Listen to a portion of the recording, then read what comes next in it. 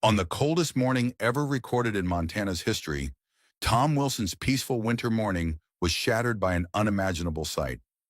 The thermometer outside his kitchen window displayed an astonishing negative 40 degrees, and the bitter wind howled through the mountain valley with relentless force. But it was not the record-breaking cold that caused his coffee cup to slip from his trembling hands. It was the sight outside his frost-covered living room window. A massive grizzly bear, her fur crystallized with ice, stood upright against the glass, performing an action that would soon become one of the most talked about wildlife encounters in decades. She was not displaying aggression, nor was she searching for food. Instead, she was deliberately knocking on his window, her enormous paw creating a rhythmic pattern that could only be described as purposeful. Behind her, three small cubs huddled together, their fragile bodies shaking violently in the brutal cold. The smallest cub collapsed into the deep snow, its tiny frame barely moving. The mother bear's reaction sent chills down Tom's spine that had nothing to do with the freezing temperature. She rushed to her fallen cub, gently lifted it in her powerful jaws, and returned to Tom's window. With movements that seemed impossible for a wild animal, she held up her dying cub, pressing it against the glass as if begging Tom to understand their desperate situation. The wind howled with renewed fury, driving the temperature even lower. Ice crystals formed on the cub's fur at an alarming rate, their small bodies trembling so violently that Tom could see it clearly through the frosted glass. The mother bear's actions became more frantic, more deliberate.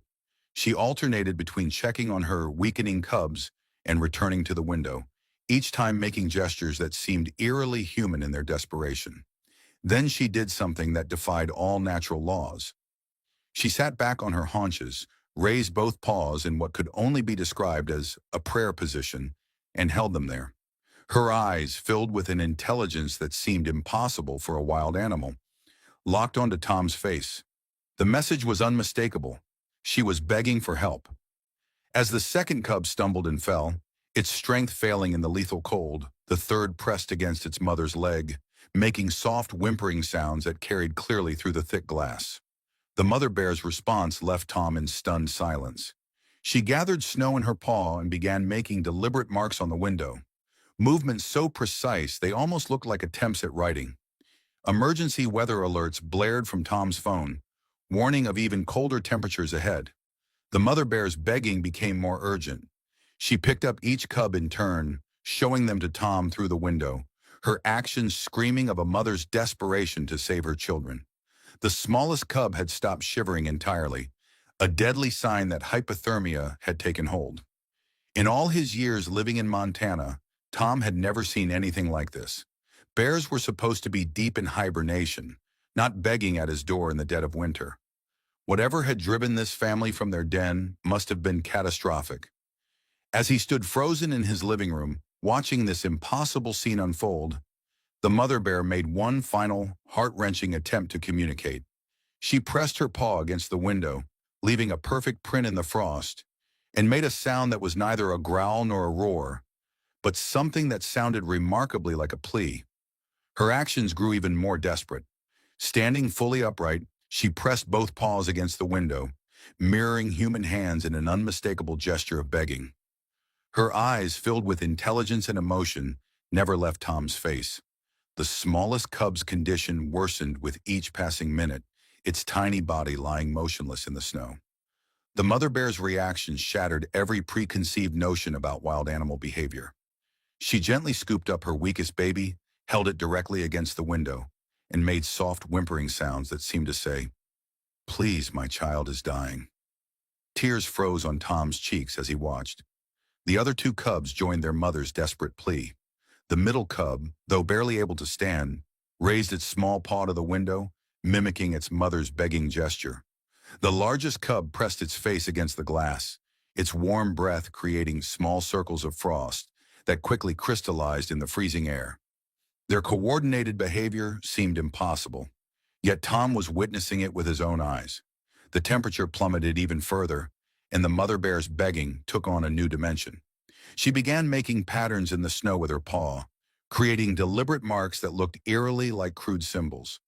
After each mark, she would look at Tom, point to her cubs, and repeat the process. The sequence was so purposeful that it could only be an attempt at communication. The middle cub collapsed next, its strength finally giving out. The mother bear's reaction was immediate and heartbreaking. She gathered both fallen cubs close to her, trying to warm them while continuing to plead at the window. Her largest cub, still barely standing, pressed its face against the glass and made a sound that would haunt Tom forever. It was not a growl. It was not a roar. It was a cry for help, one that sounded almost human. Time was running out. Sensing the urgency, the mother bear made a final, desperate attempt to convince Tom. She laid her weakest cubs gently in the snow, then performed a series of gestures that defied explanation. She pointed to Tom's door, made a clear opening motion with her paws, then bowed her head in complete submission. The message was unmistakable. She was placing her family's fate entirely in his hands. The brutal wind drove sheets of snow against the windows, and the cubs' movements grew weaker by the second. The mother bear's pleading became a heartbreaking dance of desperation, alternating between trying to warm her cubs and pleading at the window, each movement more urgent than the last. Her eyes held such clear intelligence, such obvious understanding of her situation, that Tom felt his grip on reality slipping. As the smallest cub stopped moving entirely, the mother bear made her most shocking plea yet. She pressed her forehead against the window, raised both paws in a prayer-like gesture, and let out a sound filled with the anguish of a mother watching her children freeze to death. Tom stood at his window, his heart pounding, knowing that his next decision would change everything. The mother bear's eyes met his one final time, holding a desperate question that demanded an immediate answer. What happened next would become the most extraordinary human-animal encounter ever recorded. Tom Wilson stood frozen at his doorway, his breath catching in his throat as he watched the mother bear and her cubs disappear into the snowy wilderness. The encounter had shattered everything he thought he knew about wild animals. They had not just been seeking shelter, they had communicated, displayed gratitude, and shown an intelligence that defied logic. His hands trembled, not from the cold, but from the weight of what had just transpired. Even after they were gone, the evidence of their visit remained. The perfect paw print in the snow outside his door felt almost like a signature, proof that he had not imagined the entire event. Tom stepped forward and gently placed his own hand against it. The size difference was staggering, yet in that moment, he felt an unspoken connection that he could not quite put into words. The rest of the day passed in a haze. He tried to resume his normal routine, but the image of the mother bear's desperate plea and the cub's farewell gestures replayed in his mind over and over. That night, as he sat by his fireplace, sipping tea, his eyes kept drifting toward the door. Were they still out there, braving the merciless cold? Had they found shelter? His phone buzzed, snapping him from his thoughts. It was his friend Dave, a local wildlife researcher. "Tom, you won't believe what I saw in the security footage you sent me," Dave said, his voice filled with disbelief. "I can barely believe it myself," Tom admitted. "Tom, this changes everything. I mean, we've always known bears were intelligent, but this is next-level cognitive reasoning, symbolic gestures, social etiquette, understanding of property. This is the kind of thing you'd expect from primates, not bears." Tom exhaled slowly. "I don't know what to make of it, Dave. But one thing's for sure, it wasn't random. She knew exactly what she was doing. She was asking for help." Dave was silent for a moment. "You think they'll come back?" Tom stared at the dark window.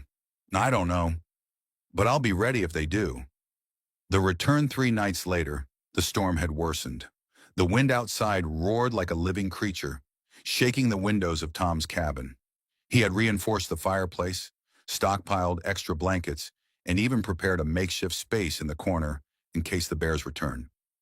Then just past midnight, it happened. A soft, deliberate knock. Tom shot upright from his chair, his heartbeat thunderous. He knew before he even checked. She had come back. Rushing to the door, he hesitated for only a moment before opening it. There she was, standing just beyond the porch, snowflakes clinging to her fur, her massive eyes reflecting the glow from inside. She was alone. A pang of concern gripped Tom's chest. Where were the cubs? But then she turned her head and let out a low, rumbling sound. Moments later, three small figures emerged from the trees, their tiny bodies struggling through the thick snow. The cubs had grown weaker. Their movements were sluggish, and their fur was coated with ice. Tom did not hesitate this time. He stepped aside and held the door open. Without breaking eye contact, the mother bear nudged her cubs forward. One by one, they entered the cabin, their tiny paws barely making a sound on the wooden floor. The mother bear, just as before, took a moment to clean her feet in the snow before stepping inside. Tom secured the door behind them, shutting out the howling storm. The cabin was filled with an eerie stillness as the wild creatures settled into his home. The mother bear gathered her cubs into the same corner as before, wrapping them in her massive arms. Tom placed a bowl of warm water near them, watching in amazement as the mother bear sniffed it before allowing her cubs to drink. They followed her lead obediently, drinking slowly, carefully. No chaos, no destruction, just an unspoken understanding.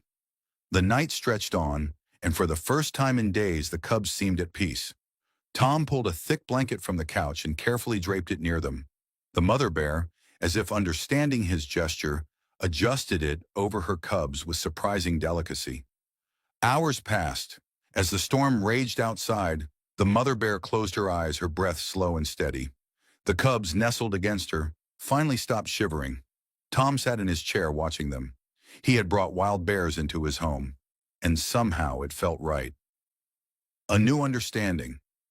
When morning arrived, the storm had calmed. Sunlight filtered through the frosted windows, casting a golden glow over the cabin. The warmth inside had worked its magic. The cubs looked stronger, more alert. The mother bear stretched, her massive frame shifting slightly, careful not to disturb the room. Then she turned to Tom. She held his gaze for a long moment before, ever so gently, pressing her forehead against the wooden floor in a gesture of deep gratitude. Tom's throat tightened. "You're welcome," he whispered. Then, as if knowing it was time to leave, she stood up and nudged her cubs toward the door. Tom opened it, stepping aside. Before stepping out, the mother bear turned one last time. She lifted her paw in that same deliberate farewell gesture. And just like before, each cub copied her. Tom watched them disappear into the trees, his heart full in a way he had never known before. Some encounters change your life forever. This was one of them.